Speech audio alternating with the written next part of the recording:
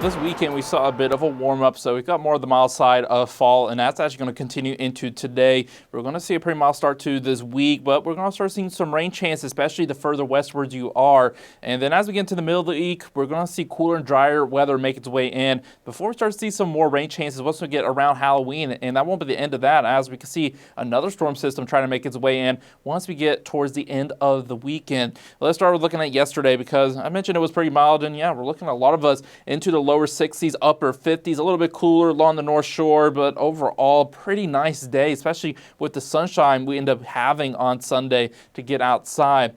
And as we go into today, we're going to have a southeast breeze, and it's going to be a little blustier. So compared to yesterday, going to be a little bit on the breezier side. We can see some winds gusting up to 30 miles per hour for the western counties. Many of us probably gusting up to 20 miles per hour at times. This is going to continue bringing up some warmer air out of the south, and that means temperatures once again getting into the upper 50s, lower 60s. So going to be another pretty mild day outside across the Northland. But things are going to change, because look at Tuesday. Now we're not looking at 50s anymore. Well, we do see some 50s, but it's lower 50s, and many of us actually potentially staying into the 40s. And that's because we're going to see a bit of rain and cloud cover make its way on in. Right now, all that rain sticking off into the Dakotas. Cloud cover still just to the west of the Northland bow. We see a little bit making its way into Koochee and Itasca counties with some of those clouds, or upper level clouds. And once we start to head into today, those clouds are going to slowly start to creep their way on in, while many of us continue to see that sunshine through the day. And then by the time we start to head into the overnight hours,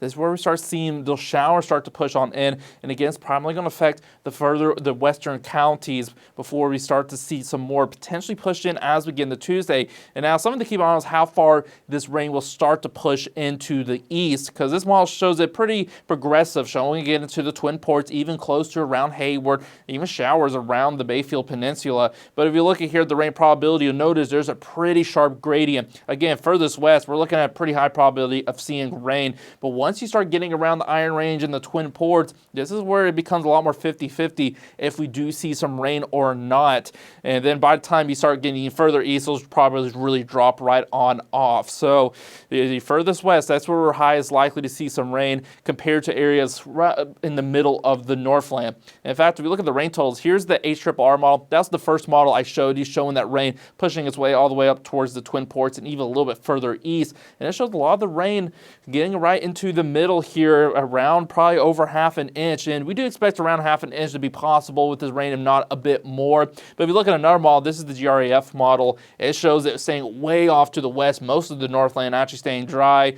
And then we have, this is what we call the NAM model. It's about the middle ground between these two. We're seeing just the edge and making it to the Twin Ports, and most of it's still sticking off to the west. So it looks like, again, as I mentioned, further west you are, the better chance we have seeing that rain. Once you're around the Twin Ports, this is where it becomes a lot more 50-50. Hopefully you do see rain, because we're still seeing some of those drought conditions persist.